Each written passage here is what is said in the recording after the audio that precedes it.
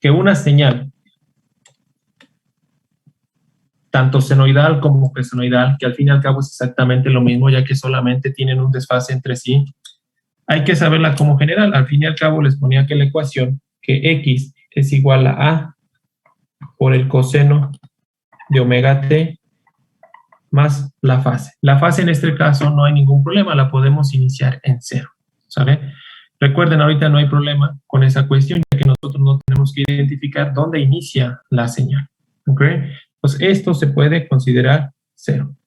Omega, en realidad lo que distingue aquí es la frecuencia de la señal. Sin embargo, como nosotros estamos trabajando en MATLAB, necesitamos pasar la frecuencia de esa señal a radianes. Y en realidad, omega sería igual a 2pi por f, donde f es ahora la frecuencia de la señal.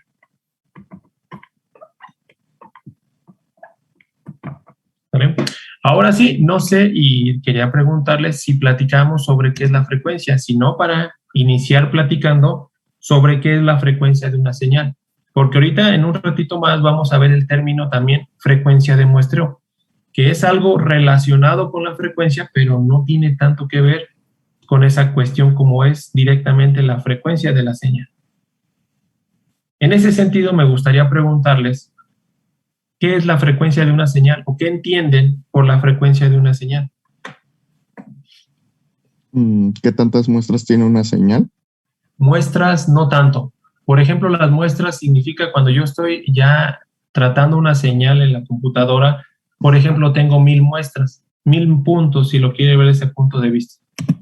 Pero no, le falta un poquito. No sé si pudiera cambiar a lo mejor las palabras, es lo que ahorita no entendí correctamente.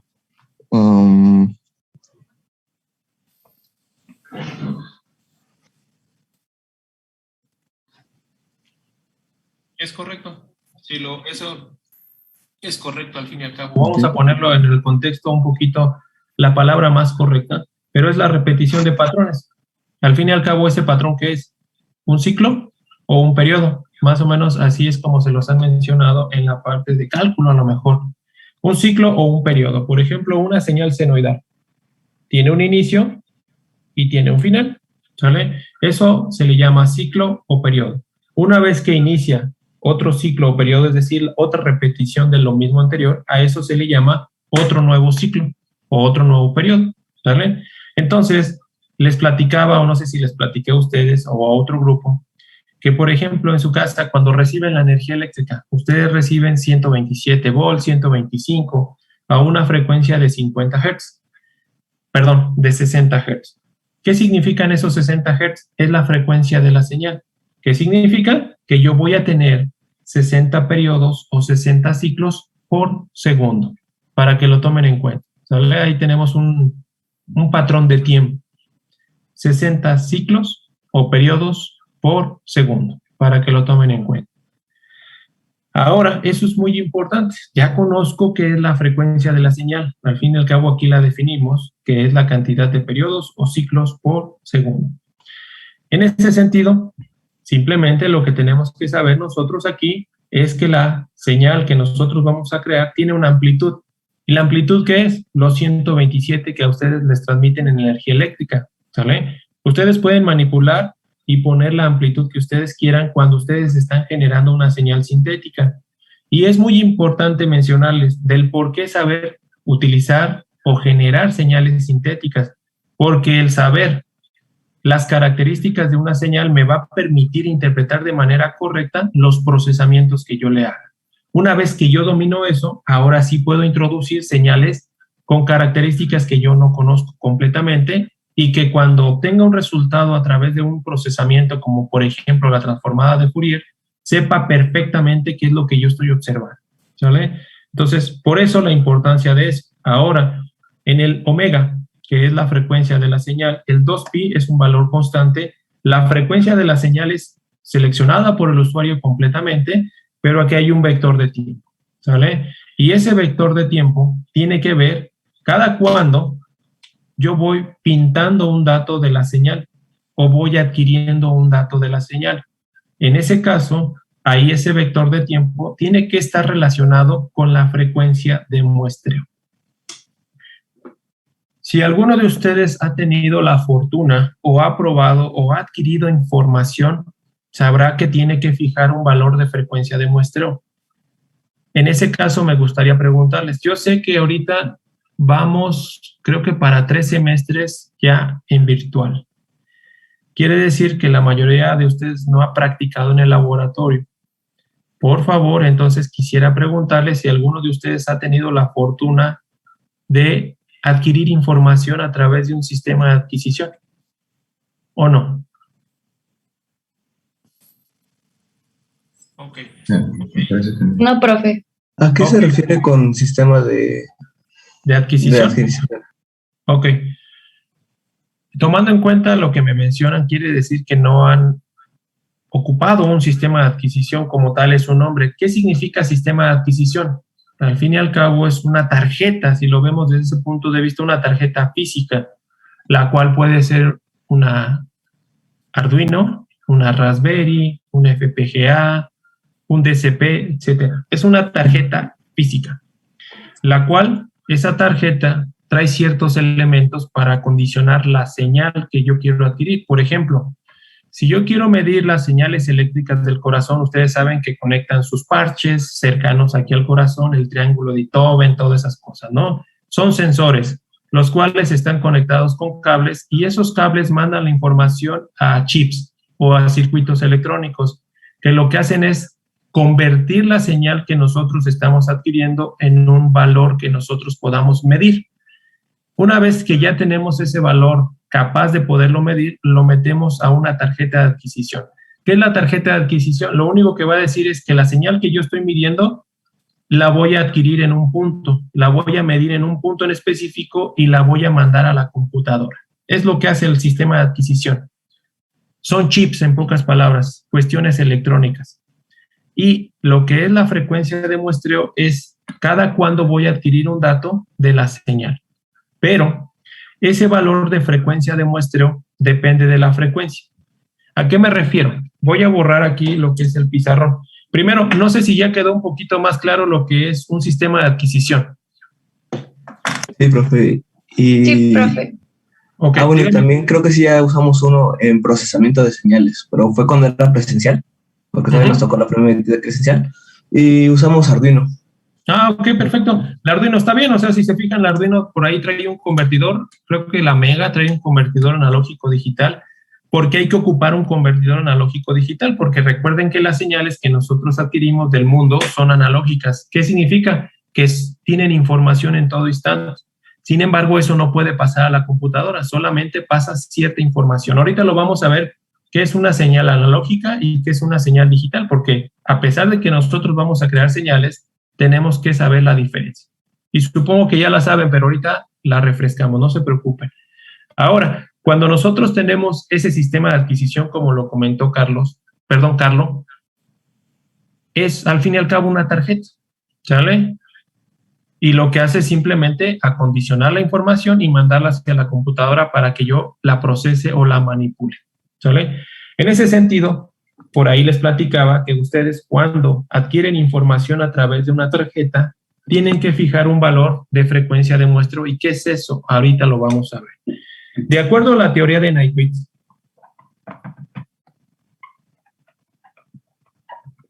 nos dice que la frecuencia de muestreo que debe de ser fijada por ustedes mismos, porque es un valor que ustedes fijan, debe de ser 2 veces la frecuencia a adquirir o analizar. ¿Ahora a qué me refiero? Por ejemplo, yo tengo una señal de 4 Hz. ¿Qué significa? Que tengo 4 periodos o 4 ciclos por segundo. Los pinto aquí en el pizarrón.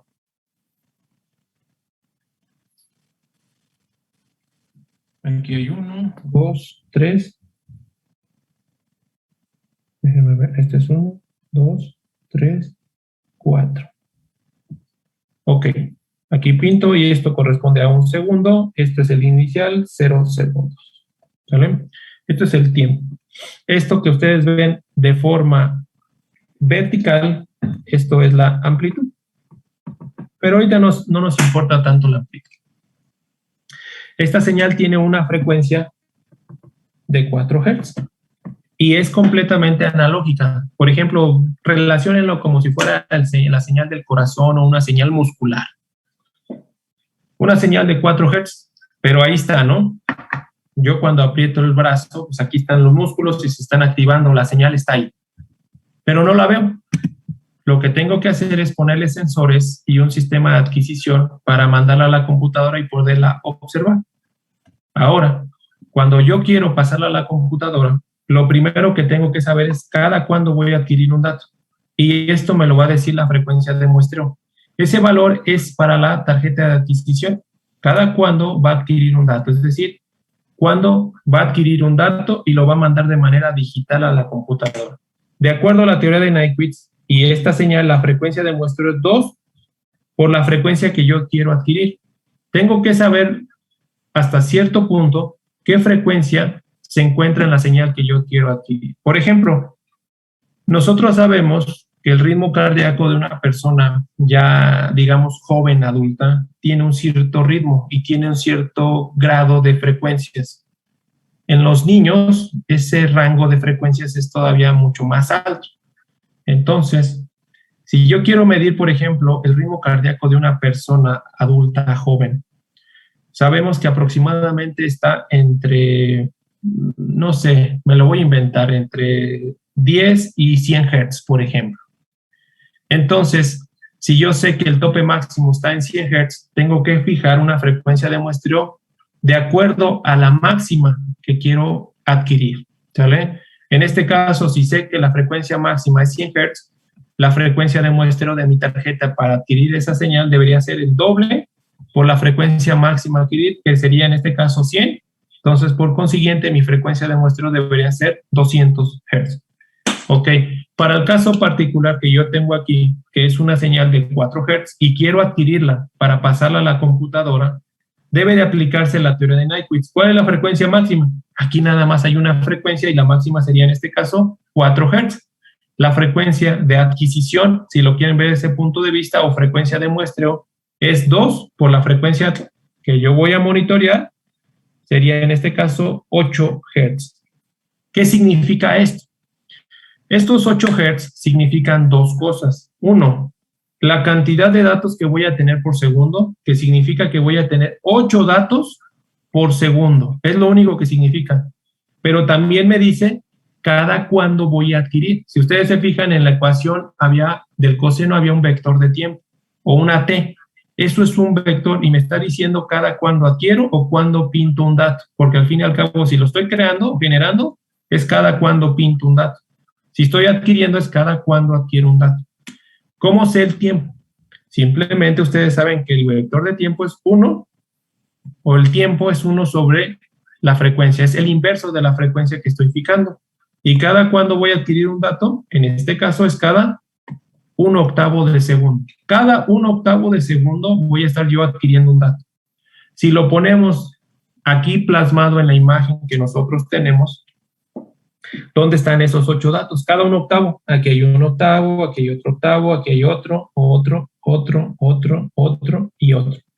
Esos son los puntos específicos que yo voy a estar adquiriendo de esta señal en específico de 4 Hz. Es decir, que cuando yo lo paso a la computadora solamente tengo este punto, tengo este y este.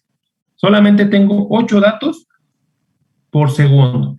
Si yo monitoreo más tiempo la señal, por ejemplo, la monitoreo 2 segundos, ¿qué significa? Que voy a tener 16 datos por segundo. Esta frecuencia es por segundo. ¿Cuántos datos tengo por segundo? Si yo monitoreo 1 segundo, tengo 8. Si monitoreo 2, tengo 16. Si monitoreo 3, 18. Y así así sucesivamente. 8 por 3, 24 datos, ¿sale? Para que lo tomen ustedes en cuenta. Ahora, si ustedes se fijan, cuando yo paso esto a la computadora, al fin y al cabo son puntos de la señal. Significa que esto se va a generar un vector, como lo estábamos viendo en la clase pasada. Una variable que va a contener el valor que sería en la posición 1,1, sería en la posición 1,2, en la posición 1,3, en la posición 1,4, que fuera completándose el vector con los 8 datos que yo tengo aquí. Cuando yo lo grafico, lo que voy a hacer es voy a obtener lo siguiente. Voy a tener lo que ustedes ven aquí en punteado. La pregunta es, ¿se parece a lo que yo estoy monitoreando? Yo estoy monitoreando una señal de 4 Hz senoidal o cosenoidal.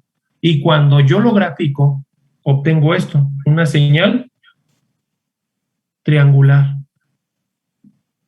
¿Sale? Y eso es debido a ¿qué? A que perdí demasiada información y que la teoría de Nyquist no es la mejor. Porque la pregunta para ustedes es, ¿qué hay aquí intermedio? ¿Lo vieron o no lo vieron?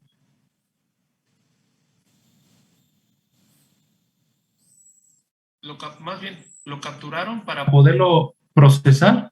La parte que está intermedia entre los dos puntos de color negro. No. Estamos teniendo pérdida de información. Es correcto. No sabemos qué hay ahí y en realidad es porque lo dijo su compañero. No lo capturé. Hay una pérdida de información. No lo veo. Y si yo lo paso a la computadora, pues simplemente lo que hace la computadora en el ploteo es interpolar. Por eso se ve de manera triangular para que sea más fácil de interpretar por el ojo humano. ¿Sale? Pero en realidad ahí en medio no hay nada. ¿Por qué? Porque yo le puse una frecuencia de muestreo de acuerdo a la teoría de Nyquist y ahí en medio no hay nada. ¿Vale? Entonces, ¿qué tengo que hacer? Fácil. Lo que tendría que hacer y la recomendación que yo les hago es que si ustedes tienen un sistema de adquisición un poquito poderoso, o es decir, que pueden tener una gran gama de frecuencias de muestreo, lo que tendrían que hacer es incrementar mínimo 10 veces la frecuencia a analizar o adquirir. La frecuencia de muestreo debería ser mínimo eso, 10 veces la frecuencia a adquirir o analizar de acuerdo a la frecuencia máxima que se encuentra en la señal. Tomando en cuenta esto, ahora, ¿cuánto sería la frecuencia de muestreo recomendada por mí? 10 por la frecuencia a analizar, que serían 4 Hz, sería, en este caso, perdón, 10 por 4 Hz nos daría los 40 Hz de frecuencia de muestreo. ¿Qué significa eso dentro de la imagen? Fácil. Lo que primero voy a hacer... ¿Más puntos? Más puntos, es correcto. Tengo 40 datos por segundo ahora, en lugar de 8 datos por segundo. Ya tengo más información. ¿Cada cuándo la voy a capturar? Pues simplemente cada un 40avo de segundo. Mucho más rápido, ¿no? Entonces, si yo lo pongo aquí en la imagen, voy a borrar esto un poquito, a ver, para que no se sobrescriba.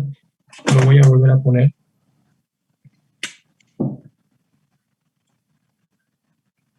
Quiere decir que tendremos una mejor resolución, ¿no? Ah, eso también lo vamos a checar y es correcto, David. Tenemos una mejor resolución y lo podemos ver en lo que es la transformada de Fourier, que es lo que vamos a ver. Un punto muy importante de resolución. Y eso nos va a dar para tener resultados mucho más exactos, si es correcto. Entonces, yo lo que tendría sería estos puntos, ¿no? 40 puntos así. ¿Qué pasó a diferencia del anterior? Tengo más información. Y si en este punto sucedió algo interesante, lo capturé. ¿Sale? Y que además, que cuando yo reconstruyo esta información, pues se parece más a lo que yo estoy monitoreando. Es eso, en pocas palabras. ¿Sale? Para que lo tomen mucho en cuenta. Y la recomendación que yo les hago es que por lo menos mínimo 10 veces. Si puede ser un poquito más alto, mejor. ¿Sale? Ya después ustedes van a tener una cantidad mayor de información, pero yo creo que es mejor tener más información que perder cuestiones importantes. Ayer le estaba dando una clase a los muchachos de doctorado sobre esta parte y les mencionaba, y se los pongo también a ustedes en contexto. Por ejemplo, quieren medir el ritmo cardíaco, el complejo PQRST, ¿vale? Que es el complejo del ritmo cardíaco. Vamos a suponer que ustedes apenas lo ponen de acuerdo a la frecuencia de muestreo de Nyquist. Va adquiriendo. Pero ¿qué tal de repente en un instante de tiempo se generó un pulso, que significa probablemente a lo mejor una arritmia? Y que como yo puse una distancia muy larga en el monitoreo, este punto de medio donde se generó esa arritmia no la vi. Y yo le digo a la persona que está sana. Eso es una cuestión de equivocación. Entonces, lo que debo de hacer es monitorear mucho más seguido. Es decir, una frecuencia de muestreo más alta para observar ese pequeño pico que está sucediendo y darle un resultado certero a la persona.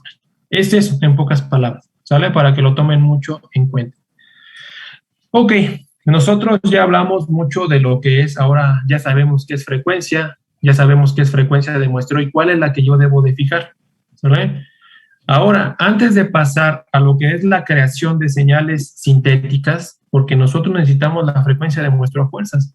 Estamos en una computadora que es un sistema digital, necesitamos indicarle cada cuándo se va a generar un punto. ¿Vale? En ese sentido, antes de pasar a eso, necesitamos definir lo que es una señal, porque de eso se trata. Al fin y al cabo, estamos trabajando con señales, o la materia se llama procesamiento de bioseñales. Pero al fin y al cabo, la parte bio es que son para señales del cuerpo humano. Pero al fin y al cabo son señales. Necesito definir qué tipo de señales podemos encontrar. Y en ese sentido, vamos a poner aquí una tablita, que las señales en tiempo, que es lo que nosotros vemos tanto en cuarto semestre como en sexto semestre aquí en la materia, son señales en tiempo. También se encuentran las señales de las que son imágenes, ¿vale? A diferencia de una señal en tiempo, que es un vector al fin y al cabo, una imagen, pues, al fin y al cabo es un conjunto de vectores. Tiene tantas partes de filas como columnas. Es una matriz, una imagen, en pocas palabras, ¿vale? Por lo consiguiente, puede hacer la misma manipulación que se hace aquí, ¿vale? Aplicarle las mismas técnicas de procesamiento de Fourier, técnicas de lo que sea.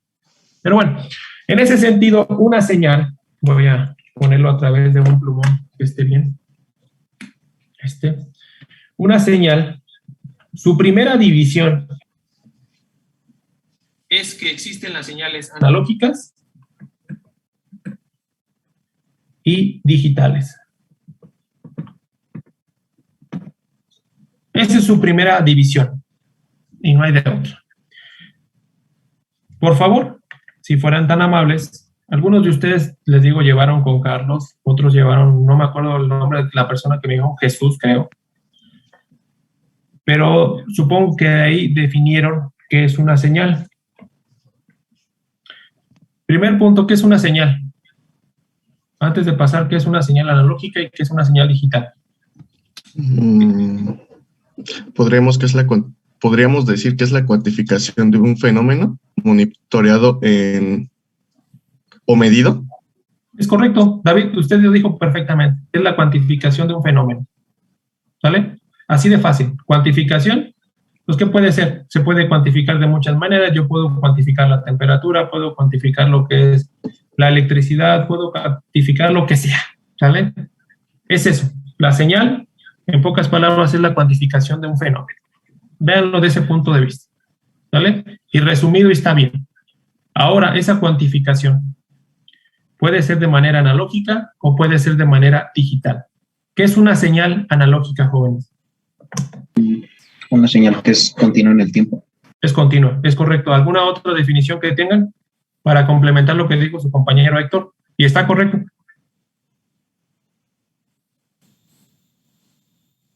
Ok.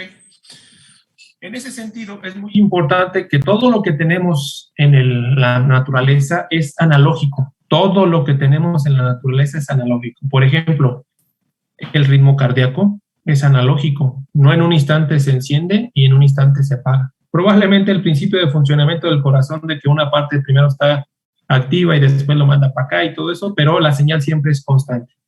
¿Vale? Eso es lo que quiere decir, y lo que dice Héctor, es una señal continua. Pero, complementando esa definición, es una señal que contiene información todo instante de tiempo, ¿sale? Para que lo complemente. ¿Es continua? Sí. Y lo que significa eso de continuidad es que una señal analógica tiene información todo instante de tiempo. Eso es lo único que significa, a grandes rasgos. Ahora, una señal digital, ¿qué sería?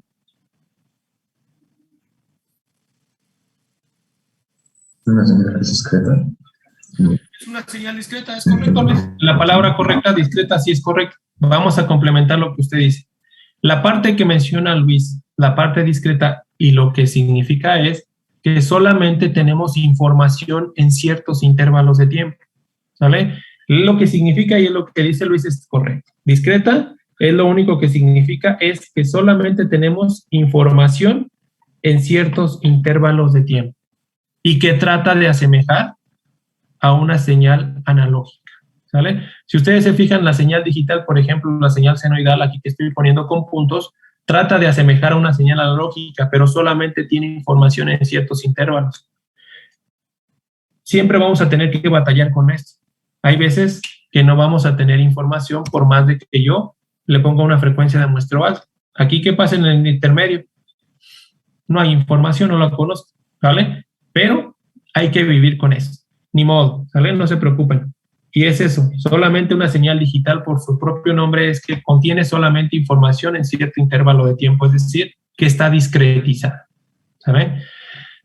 Antes de continuar con la siguiente línea o siguiente definición de lo que son tanto analógicas o digitales, porque de ahí parten las dos, me gustaría preguntarles a ustedes si o por qué el mundo cambió a digital, siendo que lo digital asemeja a una señal analógica, pero no es igual. Aquí hay pérdida de información, porque el mundo actual es digital. ¿Por qué mejor no proceso la información analógica, la proceso ahí y no pierdo ninguna información? Por ejemplo, antes existían lo que eran las videocaseteras analógicas, todo eso.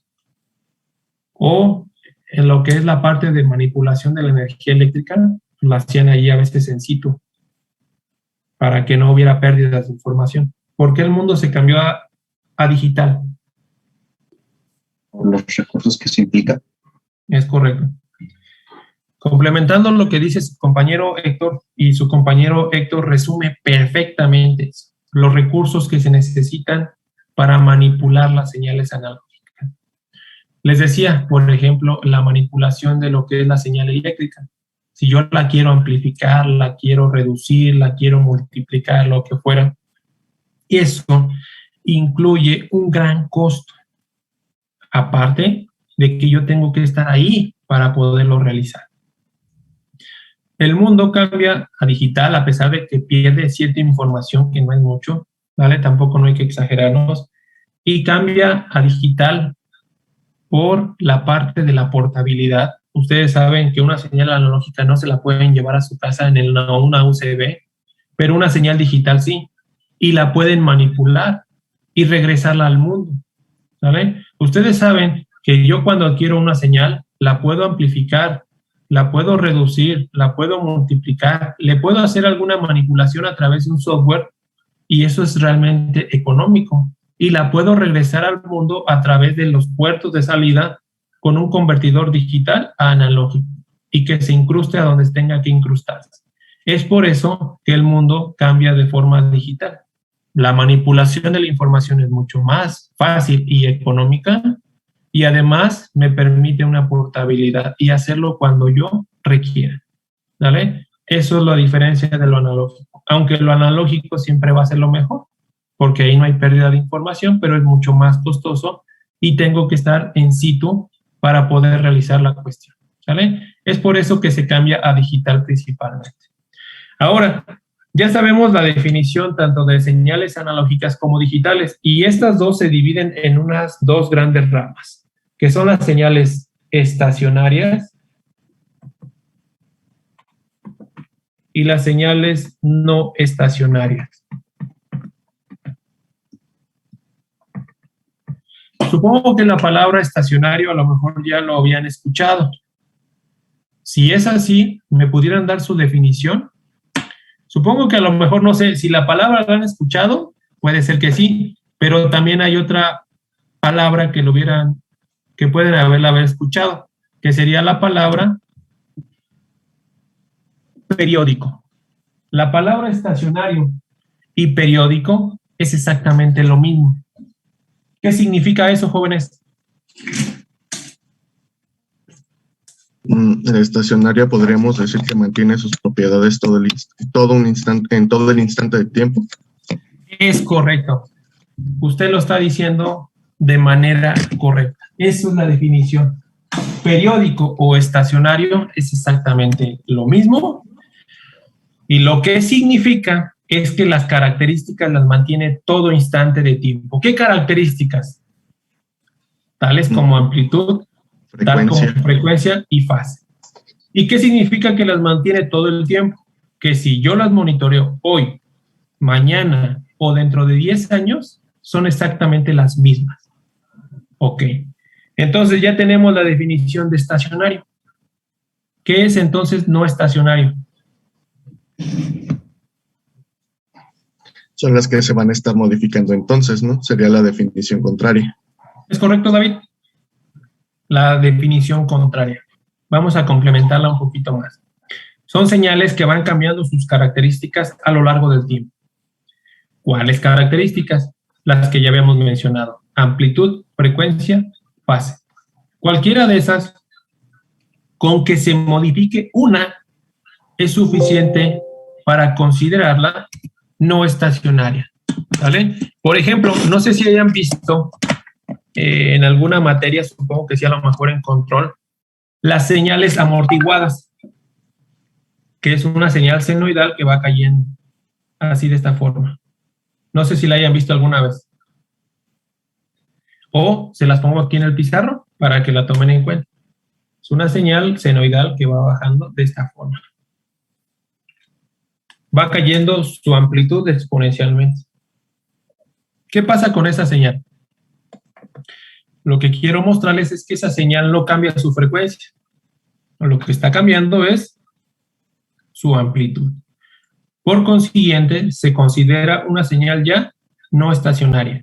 Con que, aquí grábenselo bien, con que una de sus características cambie, es suficiente para considerarla ya no estacionaria. Pero aguas. Vamos a suponer ahora el ritmo cardíaco. Cuando una persona está sana, el ritmo cardíaco se mantiene, es decir, la forma. Ya sea que si hace ejercicio, pues se acelera. O si está en reposo, su ritmo cardíaco se ve alentado o se reduce. Pero el ritmo cardíaco se mantiene repetitivo, ¿no? La pregunta para ustedes es, ¿esto que ven aquí lo consideran estacionario o no estacionario? Estacionario. Es correcto. ¿Por qué estacionario? Porque esta cuestión que está aquí se sigue repitiendo y se sigue repitiendo y se sigue repitiendo el mismo patrón. Quiere decir que si lo mido hoy, mañana y dentro de 10 años, es exactamente lo mismo. ¿Vale? A pesar de que va cambiando en un instante, este patrón completo o este periodo completo se repite. Quiere decir que es estacionario. Aguas.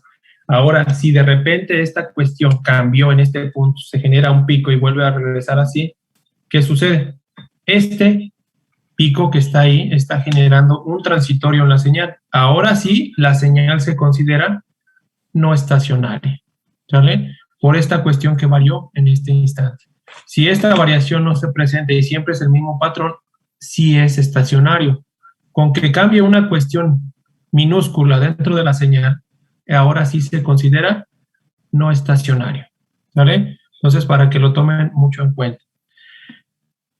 Entonces, jóvenes, ahora, ya en estacionario ya no hay ninguna rama. En realidad ahí se queda y son señales que realmente no existen en la naturaleza, ¿vale? Todo, no importa si sea el cuerpo humano, si sean máquinas, si sean estructuras, etcétera. Todas las señales que nosotros medimos en este mundo, yo podría asegurar que el 99% de esas señales son no estacionarias. Entonces, ahí viene la dificultad del poderlas analizar de manera correcta, que tenemos señales que van cambiando siempre a lo largo del tiempo y que no cambian de una forma que yo pueda predecir a veces, sino que son impredecibles. Pueden cambiar de una cierta forma completamente a lo largo del tiempo. Bienvenidos, es eso, jóvenes. El procesamiento de bioseñales se encuentra en esta rama y es por eso la complejidad. Y todavía, por ejemplo, yo trabajo en estructuras y motores, pero el cuerpo humano todavía está peor porque la señal cambia en una persona joven, en una persona adulta, en una persona ya de la tercera edad o en un niño. Y también cambia de si es hombre o si es mujer. Todavía se pone más complicada la situación. Pero bueno, Para eso estamos aquí, para que se empiecen a ver técnicas que les puedan ayudar a relacionar todos estos campos. Jóvenes, se va a cerrar la sesión, nos reconectamos, por favor. Claro, doctor. Sí, Listo, profe. gracias. Gracias.